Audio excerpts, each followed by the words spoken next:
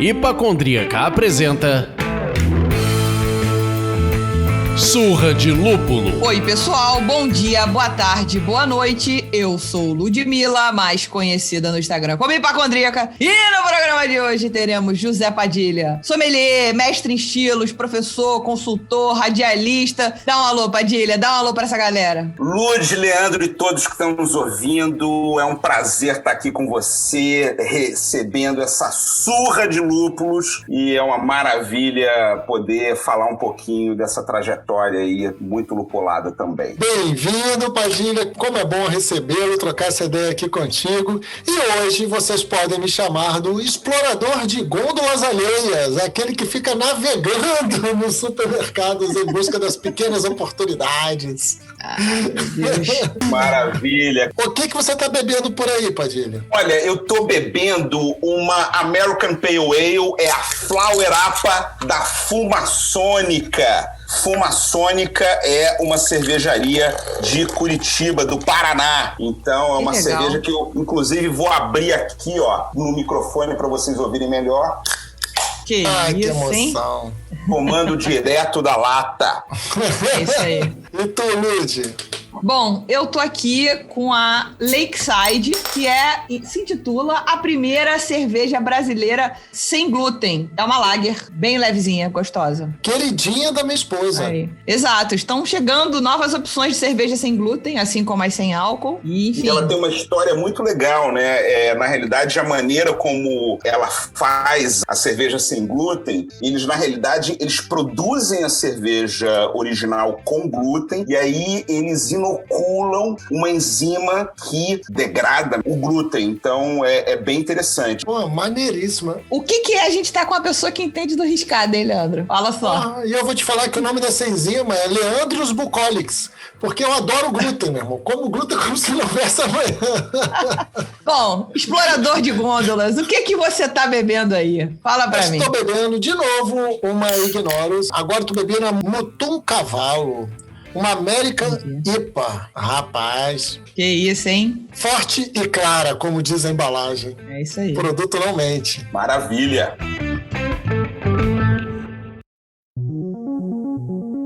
Antes da gente começar, de fato, esse programa, e porque Padilha também tem tudo a ver com isso, tudo a ver porque ele é um sommelier de muita experiência, propõe no Instagram dele diversas harmonizações super interessantes, eu vou deixar uma dica de conteúdo aqui, que algumas semanas o querido Edu Passarelli, nosso convidado no programa de número 6 do Surra de Lúpulo, fez no Instagram dele uma série de stories pedindo que as pessoas mandassem estilos de cerveja e ele responderia com um prato de um bar ou restaurante, lógico que da cidade de São Paulo. Essa ação foi para incentivar que as pessoas pedissem comida no delivery ou takeaway, e ele criou um destaque disso no perfil dele, @EduPassarelli com 2 L's, no Instagram. Eu acho que vale ir lá aprender, porque ele colocou vários estilos, vários pratos e citando vários restaurantes, ou seja, ainda fica um guia de bares e restaurantes. Essa ação do Edu foi para incentivar o consumo justamente num período duro de pandemia e restrições que o estado de São Paulo, assim como todo o país, está vivendo. Então, eu achei que era importante trazer essa dica justamente num papo com o sommelier do gabarito que o Padilha é. Ficando até uma provocação, hein, Padilha? Olha que legal de se fazer no seu Instagram. Acho que a galera ia adorar saber de harmonizações com estilos cervejeiros e comidas e bebidas de bares e restaurantes especificamente aqui. Maravilha! O grande, queridíssimo Edu Passarello, um cara que é um pioneiro, né, no mundo da cerveja. Ele, antes do Melograno, do saudoso Melograno, né,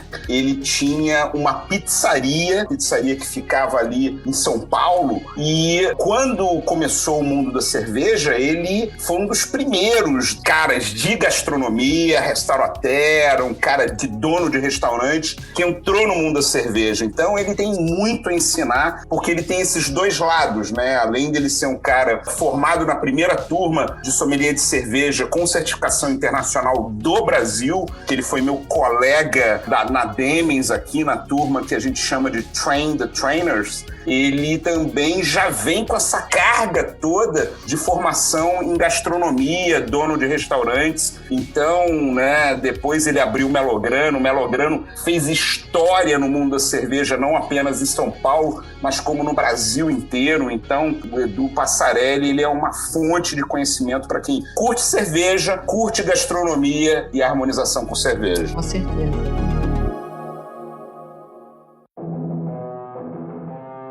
Quando a Lud apresentou o seu currículo para os nossos ouvintes ali na apresentação inicial, fica parecendo que você é tipo Obelix, né? Caiu ali no gosto e foi crescido e criado no mundo da cerveja. Mas isso não é a verdade.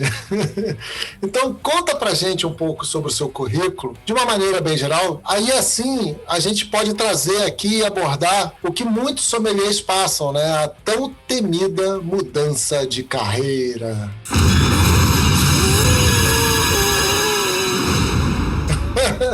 Olha, cara, na realidade, eu comecei como publicitário. Antes mesmo de ser publicitário, eu até tive uma carreira como ator, mas isso foi antes de eu me formar na faculdade e tal. Quando eu era adolescente, fiz teatro, fui dirigido pela Maria Clara Machado, do Tablado, aqui no Rio de Janeiro. Fiz televisão, fiz novela, fiz longa-metragem, fiz um monte de teatro adulto, infantil, musical. Talvez você se lembre de mim dos filmes educacionais como 2 menos 3 igual a gozação negativa e Bombinha, o assassino silencioso. Mas eu nunca saí do colégio, da faculdade. Quando eu me formei em publicidade e propaganda na PUC aqui do Rio de Janeiro, eu segui carreira normalmente em propaganda. Eu larguei tudo isso. Eu fui do último concurso Adão Juvenal de Souza. Era um concurso para pessoas que estavam na faculdade estudando publicidade e o estágio era numa agência chamada MPM, não a MPM do Nizango Anais, que todo mundo conhece antes, mas esse nome ele comprou da MPM original, que ficava no Rio de Janeiro e durante 15 anos foi a maior agência de publicidade do Brasil. Eu estagiei, né, foi meu primeiro estágio, essa agência de propaganda, né, e segui a carreira em propaganda ainda muito novo e trabalhei em várias agências aqui no Rio de Janeiro. Depois eu fui para São Paulo, né, porque o mercado aqui no Rio de Janeiro já não estava tão bom, inclusive grandes marcas, grandes empresas estavam se transferindo para São Paulo. Sim. A Brahma é um exemplo para a gente poder falar do nosso mercado de cerveja, né? A Brahma era do Rio de Janeiro e ela se transferiu para São Paulo e eu fui trabalhar no mercado de São Paulo, vivi lá 13 anos da minha vida, até que eu voltei para cá, para o Rio de Janeiro, passei um tempo aqui achando que eu jamais ia voltar também e surgiu a oportunidade de eu ser diretor de criação e sócio de uma agência em Florianópolis, Santa Catarina, e foi lá que eu descobri a cerveja artesanal em 2009. Eu já tinha feito trabalhos com a cerveja artesanal, já tinha conhecido a Kátia Jorge. A Kátia Jorge, ela tinha uma cervejaria chamada Gato Pardo, que era uma cervejaria espetacular aqui no Rio de Janeiro. Fazia umas cervejas bem diferentes, e eu tô falando isso de 2009, foi quando eu estava em Florianópolis, e aí eu fui convidado para participar da concorrência publicitária da conta de uma cervejaria chamada Schornstein, que todo mundo conhece, que, né, por coincidência ou não, hoje vende até no Zona Sul. E aí eu e a minha equipe toda, a gente entrou nessa concorrência e ganhamos a concorrência. Por quê? Porque sempre que eu entrava numa concorrência publicitária, eu pesquisava muito sobre o assunto. Então eu mergulhei de cabeça, cara. Passei muito tempo pesquisando sobre cerveja, bebendo sobre cerveja, consumindo vários estilos de cerveja. Produzi minha primeira cerveja artesanal em 2009, né? No dia 7 de setembro, eu conquistei a minha independência, decretei a minha independência cervejeira, fazendo a minha primeira cerveja em 2009. Esse ano vai fazer 12 anos que eu produzi minha primeira cerveja artesanal caseira, só que eu não parei nunca mais, né? A gente ganhou essa conta publicitária, o slogan da Schornstein, que é a cerveja com alma, fui eu que criei, e eu não parei nunca mais. Fui crescendo enquanto os meus amigos de publicidade faziam freelance de um jingle aqui, um cartaz ali. Os meus freelances eram uma degustação, uma harmonização, uma palestra, e assim foi. Até que em 2010 eu voltei para o Rio de Janeiro, entrei na Serva Carioca, fui diretor da Serva Carioca por 2 anos seguidos. Eu, a Lu Tavares, o Boto, a Thalita, a Duda, uma galera aí, são várias pessoas que dessa época, o Bode, e a gente fazia muita coisa, era muito bacana, eram outros tempos, uma época mais romântica, né? Começamos a fazer mini concursos regionais e estudar estilos e tal. Até que em 2012 eu fui convidado para formatar, ainda como publicitário, como freelance, fazer toda a arquitetura e texto do The Beer Planet. The Beer Planet, que é um e-commerce de cerveja, um clube de cerveja por assinatura, onde eu trabalhei até 2019. O The Beer Planet, em 2018, estava montando tudo. Então, todas as landing pages fui eu que escrevi, todas as fichas, as primeiras centenas de fichas, não apenas eu escrevi, mas eu que formatei como seria uma ficha de cerveja no The Beer Planet, e fazendo vários trabalhos, tipo e-books, né? Fora tudo que a gente tinha em paralelo também, como eventos, degustações, e fiquei no The Beer Planet de 2012 até 2013, quando foi publicado. Quando foi publicado, eu pedi as contas na agência que eu estava e me tornei sócio do The Beer Planet, e só saí de lá em 2019, né? Quando a crise aí chegou com força. Agora, a Lud estava falando muito sobre transição de carreira, né? Então, na realidade, a transição de carreira, eu vou confessar muito para vocês. Eu só decidi sair de propaganda, eu tinha um emprego sólido, eu era diretor de criação de uma agência de propaganda, só que eu não estava feliz, né? O mercado de propaganda, mesmo há 10 anos atrás, já estava ladeira abaixo. Então, eu queria um lugar que me deixasse mais feliz. Eu queria um lugar que me deixasse com mais desafios. E aí eu fui para a sommelieria de cerveja, né? E aí quando eu tive essa oportunidade de ser sócio do The Beer Planet, pedi as contas na agência, mas só quando eu tive a certeza de que eu ia trocar um emprego sólido como agência por um emprego sólido que era essa sociedade com The Beer Planet, é que eu tomei essa decisão. Então essa é uma dica aí para as pessoas, para vocês não se jogarem numa empreitada aí. O trapezista, ele sempre deve ter uma redinha lá embaixo para segurar alguma queda, né? É isso, com certeza, né? E assim, eu acho que tem uma coisa que é muito legal, que é entender a motivação, né? A tua motivação não era a grana. A grana você já estava recebendo, você já tinha um emprego sólido. A tua motivação foi trabalhar num espaço onde tivesse uma recompensa além do dinheiro, uma recompensa da felicidade, da satisfação. Isso foi uma trajetória que eu, inclusive, recomendo para todo mundo, assim, né? Eu vejo muita gente aí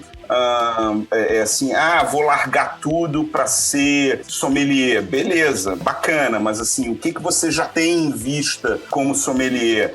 Não tenho nada, vou correr atrás. Então, cara, pensa 2 vezes, toma um fôlego aí. Eu, durante anos, trabalhava em propaganda, que exige muito, né? Você que é do mercado, vocês dois que são do mercado, direto e indiretamente do mercado de comunicação, sabem que demanda muito, né? O expediente você entra, é um trabalho de escritório que você tem que entrar 9 horas da manhã e não tem hora para sair.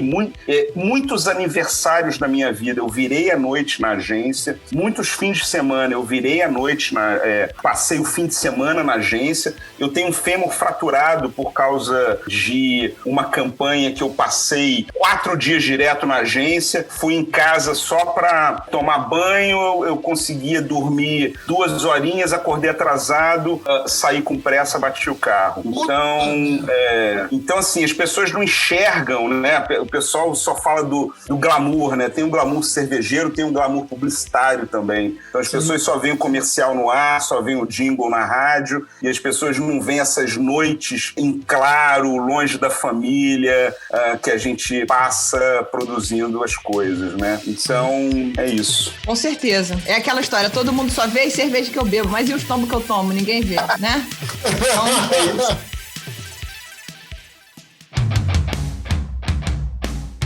Depois de todo esse tempo de experiência que você contou pra gente agora, fica uma pergunta. Primeiro, pra você, hoje, pensar numa harmonização é natural? E aí a gente queria te pedir algumas dicas pros nossos ouvintes, pra eles evoluírem nesse quesito, mesmo sem ser sommelier. Às vezes você fala assim, olha, vou chutar uma aqui.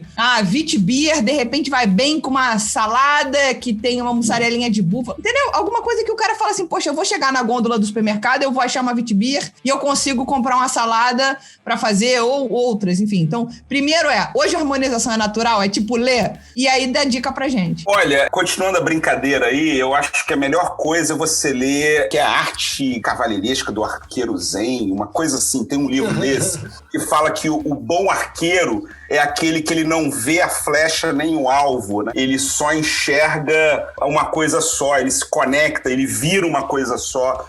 Na harmonização é um pouco assim, Lud. Eu acho que as pessoas enxergam muito, qual é a harmonização boa, o que funciona com o quê, e elas param de pensar que elas têm que decupar aquela cerveja que elas estão tomando, elas têm que conhecer aquela cerveja que elas estão tomando e aquele prato que elas estão comendo, entendeu? E tem que saber quais são os atributos que estão na cerveja, quais são os atributos que estão no prato. Isso é o mais importante. Ninguém nasce sabendo, isso é óbvio. Eu considero que eu tenho menos talento e mais treino. É bem diferente. Por exemplo, a minha mulher tem um talento enorme para sentir aromas e sabores, muito mais do que eu, mas eu tenho o nariz treinado, Então, eu me lembro que, inclusive, esse ano agora, exatamente dia, acho que 11 de maio, 10 de maio, 11 de maio, vai fazer 10 anos que eu fiz a minha primeira palestra com harmonização da vida, né?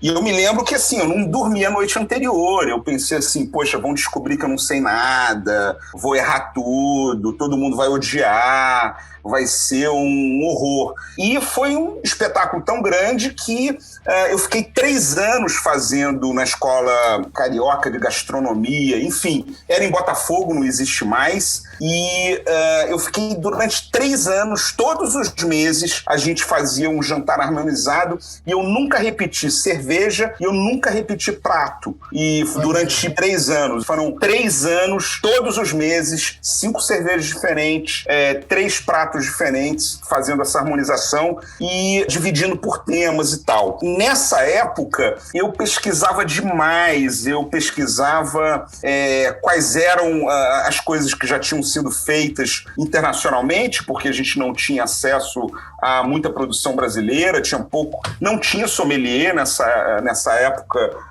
No Rio de Janeiro era eu, o Boto só, tinham poucas pessoas formadas no Brasil todo e eu pesquisava muito, muito, muito. De novo, eu passava noites pesquisando e às vezes eu chegava, eu falava assim, olha, eu quero essa receita com esse prato, com essa cerveja e tal, e tudo funcionou, graças a Deus, muito bem. Mas aí, Lud, chegou um determinado momento e eu lembro desses gatilhos, assim, a minha vida, eu considero, eu sei enxergar, isso é uma coisa que eu falo para as pessoas, tentar enxergar esses gatilhos na vida delas. Um dia que eu peguei uma cerveja do seu Lúcio Lenz, né, que é do Vice-Rei, né, Vice-Rei que fica ali na Barra, que produzia uma cerveja, uma Amber Lager, e eu peguei essa Amber Lager dele e me veio a intuição de, não, eu vou querer harmonizar essa Amber Lager com sorvete de amendoim. Então, nesse dia, mas isso demorou, sei lá, 2 anos fazendo harmonização todos os meses, montando, no mínimo, um jantar harmonizado todos os meses, né? No mínimo, para eu ter essa intuição. Então, algumas vezes a coisa vem intuitivamente, mas na realidade não é intuitivamente. É assim, você já testou tantas cervejas, você já experimentou tantos pratos, você sabe de que aquelas coisas são formadas, e você, para casar, a coisa fica muito mais fácil, né? E eu acho que as pessoas pensam só no prato sem saber o que ele é, né? Então, o que é um ceviche? O que é uma torta de limão? O que é uma Catarina Sour? Por que essa Catarina Sour vai ser melhor para esse prato do que aquele? E aí você tem vários atributos que são as variáveis. Você tem as várias tostas de malte, você tem várias alcoólicas, você tem várias características de lúpulo, e para piorar ainda as coisas, nem toda cerveja é single malt, nem toda cerveja é single hop, né? Então você tem ali vários lúpulos dentro, uns no maior proporção, outros na menor proporção, e o malte também, fora os processos pelo qual a cerveja passa, isso sem falar de fermentação e todos os subprodutos que a fermentação gera. Então, na realidade, são muitas variáveis, e é igualzinho na gastronomia. Cada prato também tem todas essas variáveis. Cada prato também, você tem todas as maneiras de fazer um prato, e é por isso que eu fico muito triste, e eu já ouvi isso, Lud. Sommelier de cerveja não precisa entender de gastronomia. Gente, então desiste de ser sommelier. Né? Desculpa eu estar falando isso aqui, acredito que posso estar ferindo muita gente, mas, gente, escolhe uma outra área, porque você não vai potencializar o teu conhecimento, né? Então, eu falo muito aí, uma harmonização que é muito emblemática na minha vida, é torta de limão com Double IPA. Tem no meu... eu postei recentemente, inclusive, eu peguei uma torta de limão espetacular da Laila Caminha, que para mim é uma das melhores mestres patissier aqui do Rio de Janeiro, e a torta de limão dela é um espetáculo, né? E eu harmonizei com a Bravíssima da Búzios, que é uma Double IPA que não está à venda, na realidade é só uma edição limitada dos 10 anos que eles fizeram, com 10% de teor alcoólico, com 100 IBU e tal, bem cravada no estilo. A Laila falou assim, eu tenho que experimentar isso. Ela acreditou que ela jamais fosse gostar, ela não curte cervejas extremas, e ela ficou tão impressionada que ela postou há 2 dias atrás essa harmonização. Ela não achou essa cerveja, mas harmonizou com uma Double IPA do Barufa, né, da Overhop, uma One Love, e funcionou perfeitamente. Agora você tenta... toda aula de harmonização que eu dou, eu ponho uma foto de uma torta de limão e pergunto, gente, o que vocês acham que harmoniza bem com uma torta de limão? A maioria das pessoas fala Vitibia. Por quê? Porque pensa no cítrico, porque pensa no limão. Mas a Double IPA, bicho, é uma guila contra, sabe, contra uma criança indefesa. Vai aniquilar, porque a gordura de uma torta de limão, com todo aquele leite condensado que ela tem, vai matar uma Vitibia, que é uma cerveja leve, entendeu? Então é isso que as pessoas têm que começar a entender. Desculpa a minha empolgação. Não, cara, muito não por isso. Porque assim, uma das coisas só que eu queria trazer, o que eu entendi do que você disse, é essa intuição que você teve lá na torta de limão e tal, nessa história que você trouxe pra gente, vem de um repertório formado, não vem de uma leitura, né? Não vem só do estudo acadêmico, ele vem da prática empírica, em que você fala, porra, já testei na língua 36 harmonizações de jantares com 5 cervejas em cada uma, já fiz isso, já experimentei com outras coisas, porque para você chegar no resultado que você pôs à mesa, você fez mais do que isso, inclusive. O que foi à mesa foram 5 vezes 36, né? Mas antes de ir à mesa, você misturou. Então, você construiu ali um repertório, né? Exato. E um repertório não só de harmonização, mas um repertório de cervejas e pratos. Porque o que acontece? Eu sempre fui um cara que cavei muitas coisas na minha vida. Eu gosto de cavar muita coisa na vida, né? Quem é gordo sabe disso, né? O gordo, se não cava a sua parceira, vai morrer solteiro o resto da vida.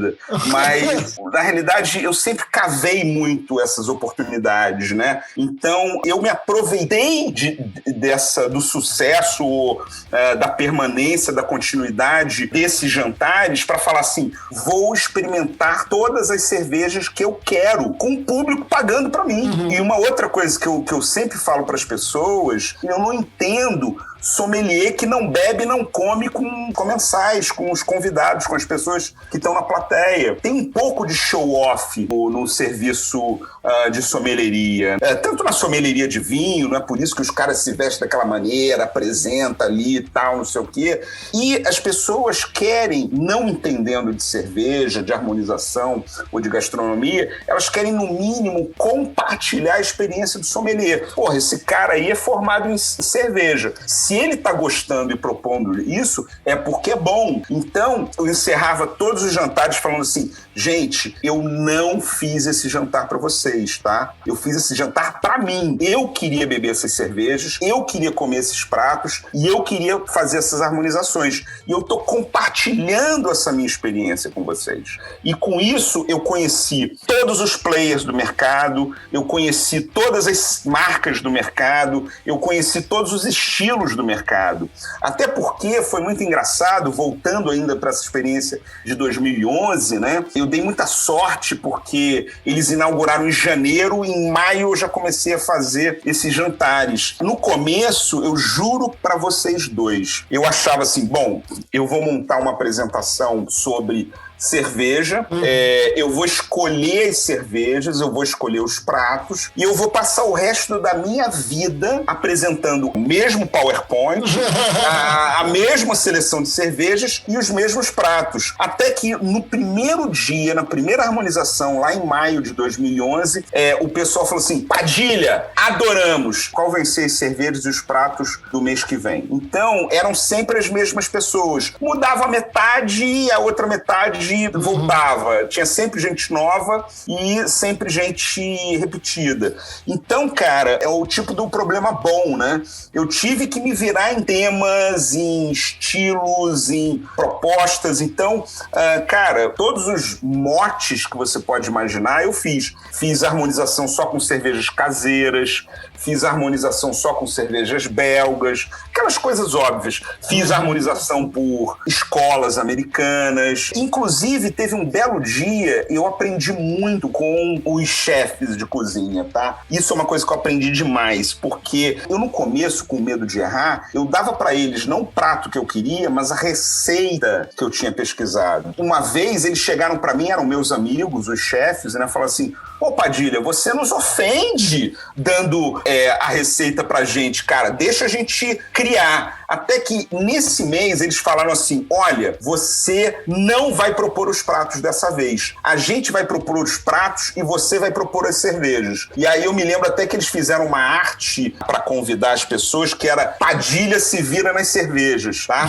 E aí eu comecei a entender que essa troca com o chefe é muito importante. Eu me lembro que a primeira vez que eu coloquei um stout, tinha harmonização óbvia, né, chocolate, e aí eu tinha pensado num brownie, num petit gâteau, alguma coisa assim, e eles viraram pra mim e falaram assim, pode ser brigadeiro? Eu, na hora, eu falei assim, tá maluco, pensei, né, sem falar, eu pensei assim, tá maluco, brigadeiro com cerveja, isso não existe, brigadeiro com cerveja, né, tem nada a ver. Aí eu parei pra pensar, porra, por que não, né? Aí eu virei, pode. Cara, brigadeiro com cerveja é um espetáculo, eu tenho pena de ter passado a minha vida inteira de não ter todos os brigadeiros que eu comi desde criança, não ter harmonizado com stout, cara. Então, você aprende muito com os chefes, tá? E isso acaba criando aquele arsenal, aquele repertório que você falou, né? Hoje, como é que eu faço? Quando eu sou contratado para um jantar harmonizado, como é que eu faço? Tem um chefe que é contratado e é um chefe muito bom, um chefe super renomado. Eu falo pra ele assim, olha, a gente vai degustar essas cervejas, qual é o perfil sensorial dela? Eu dou o perfil sensorial, não precisa uma descrição, 3, 4, 5 palavras que um leigo entenda. Olha, ela é muito alcoólica, ela tem tostado, ela tem frutado, e 5, 6, 7 palavras no máximo. Dou a descrição da cerveja, aí digo o que eu gostaria que tivesse no prato. Eu não falo, eu quero o prato X ou o prato Y. Eu falo assim, olha, eu acho que como ela é muito alcoólica, poderia ser um prato mais gorduroso, um prato que tenha tostado, ou que tenha defumado, ou que tenha cítrico, ou que tenha isso. E minha última coluna numa tabelinha que eu mando é assim, sugestões possíveis, caso hajam. Fora conversar com o chefe, bater papo com ele e se divertir. Isso é o mais importante de tudo, cara. Porra, boa.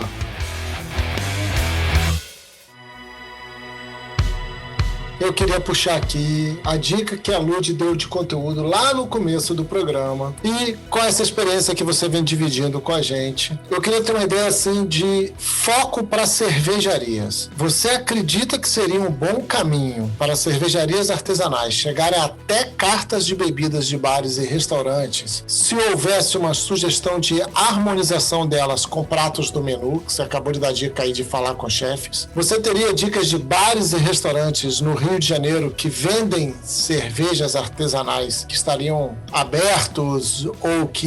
Não é nem que estariam abertos, né? Porque aí abertos tem a intenção dos donos, mas que teria match esse tipo de solução de caminho? Tem uns que já fazem isso muito bem, né?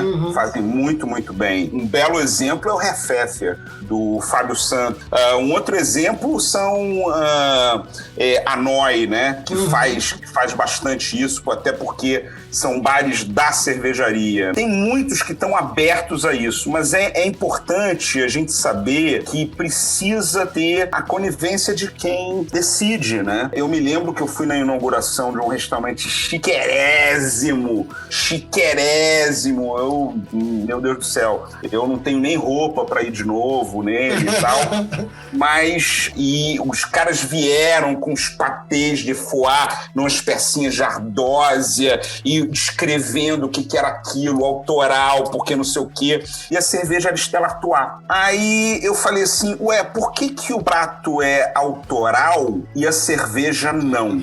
É mais ou menos como se você estivesse me servindo um miojo, ao invés desse foie gras que você está me servindo com tanta sofisticação.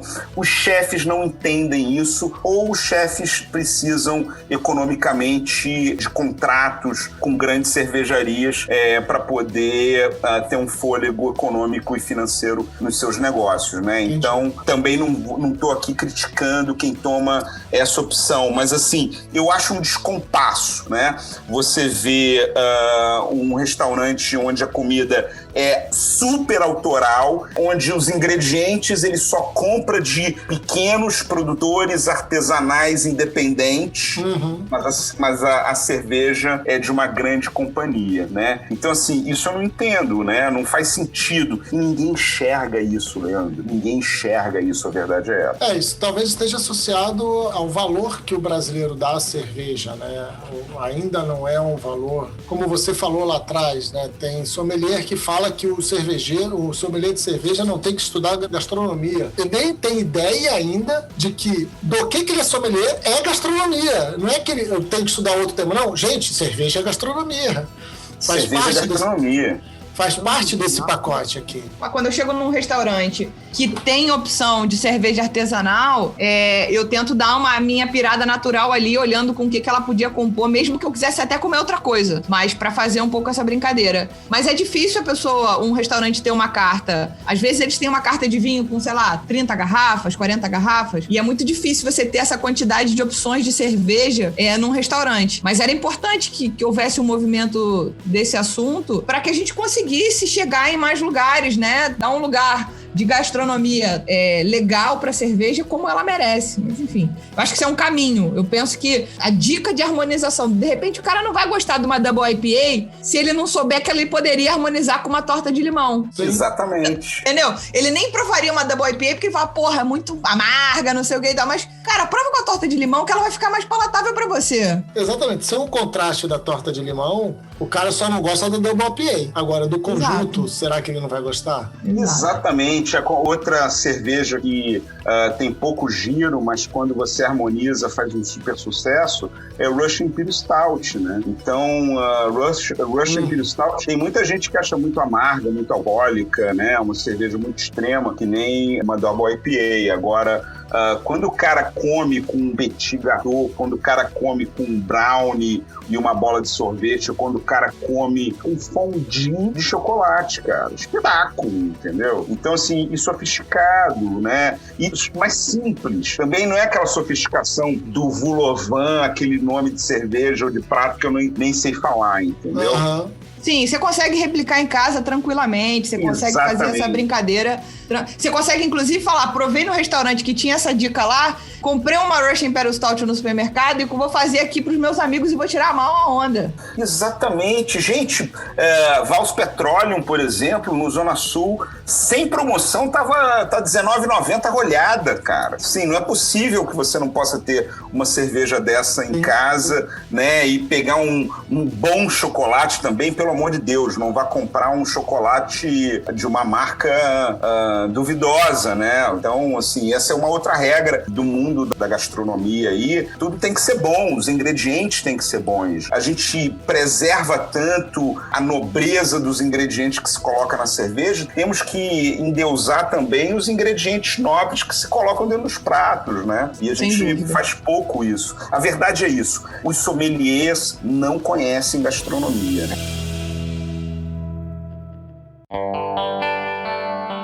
Você acabou de falar do Zona Sul novamente, a gente já tinha tocado nesse nome antes, e aí a gente contextualiza as pessoas aqui que você é o especialista ou o sommelier encarregado, responsável pela carta de cervejas do Zona Sul. Então, como é que é? A Zona Sul, gente, para quem está ouvindo fora do Rio de Janeiro, é uma rede de supermercados bastante grande aqui, principalmente na Zona Sul Carioca. Enfim, tem uma grande e boa carta de cervejas artesanais. Óbvio que tem as mainstream também, mas tem uma excelente carta de cervejas artesanais especiais.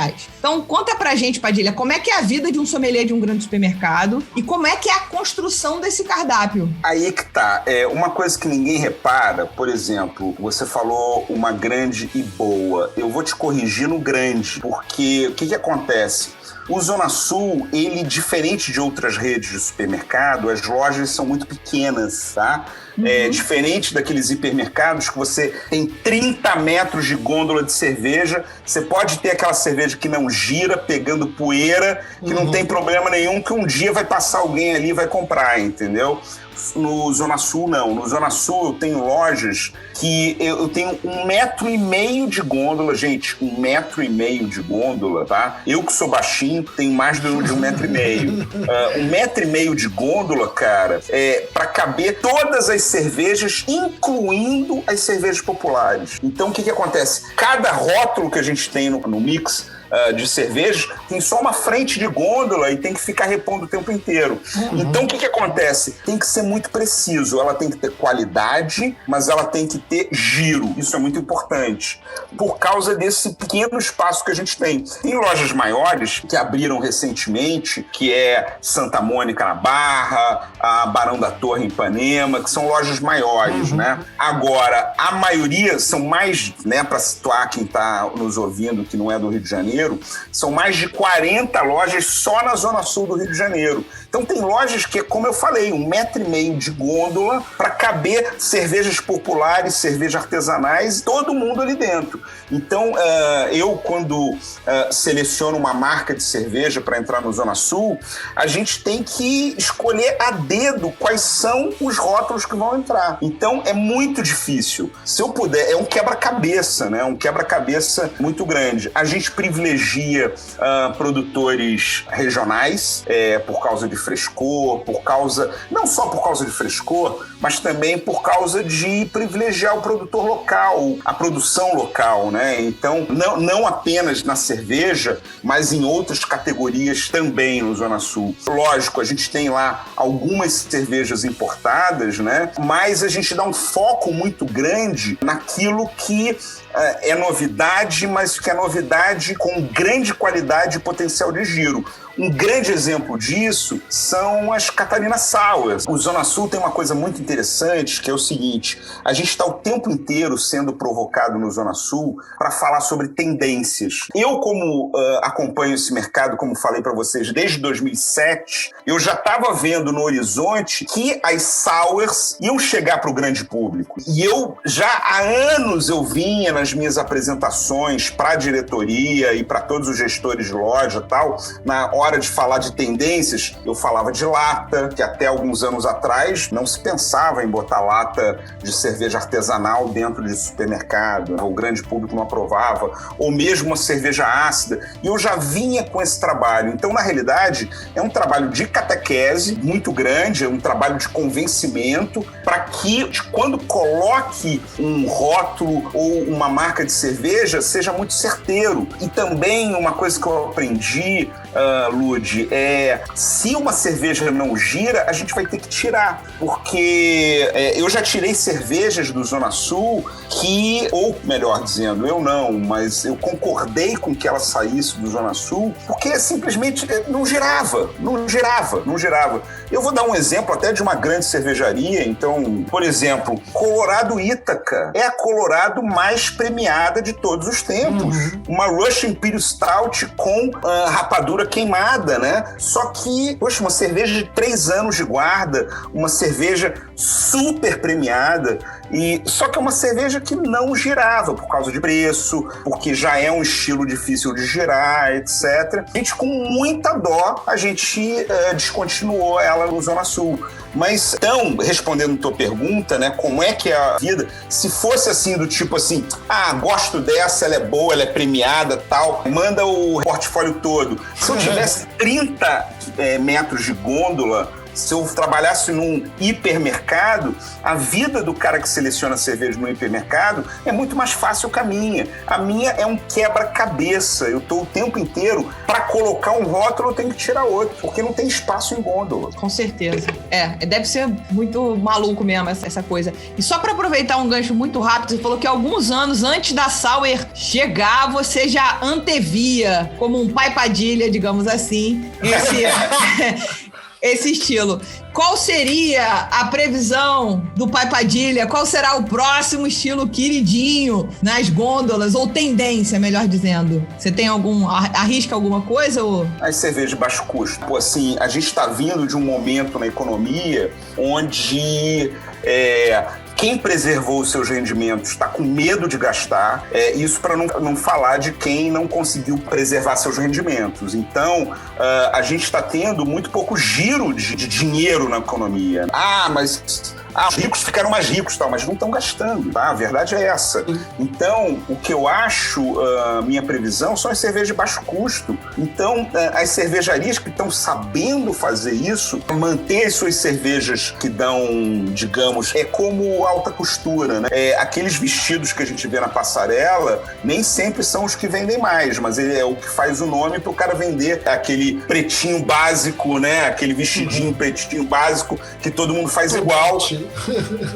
Cerveja é a mesma coisa. Então você vê aí cervejarias ainda fazendo aquelas cervejas que vão ganhar prêmio, que vão arrebentar a boca do balão, que você vai tomar e vai pirar teu cabeção. Mas não é isso que gira, não é isso que empurra a cervejaria para frente. E a gente vê várias cervejarias, sem citar o nome aqui, mas acredito que só falando você já deve ter pensado em várias cervejarias que você jamais imaginava fazer uma lager fácil de beber para grande público, fazendo. E fazendo com maestria, fazendo com com seu DNA. Desculpa, você não falou o nome da cervejaria, mas ele acabou de deixar um easter egg falando do DNA da cerveja.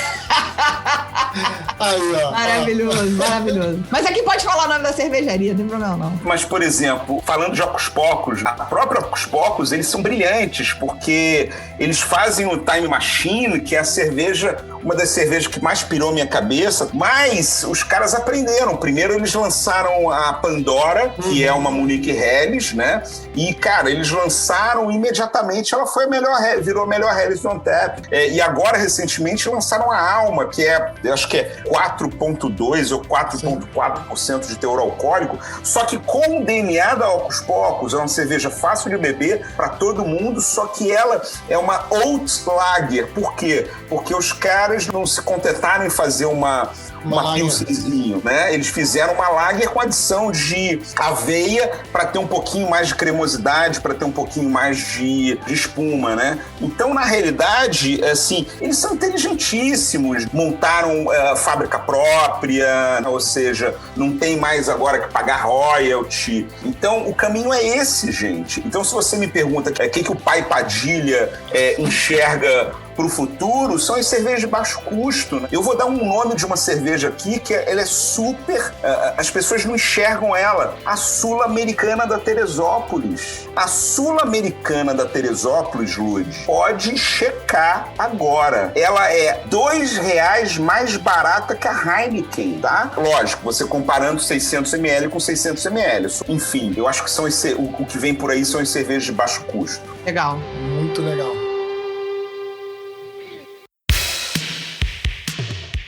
Infelizmente, né, aquele momento que todo mundo fica triste, vira a cabecinha e faz a gente começa a encerrar esse papo.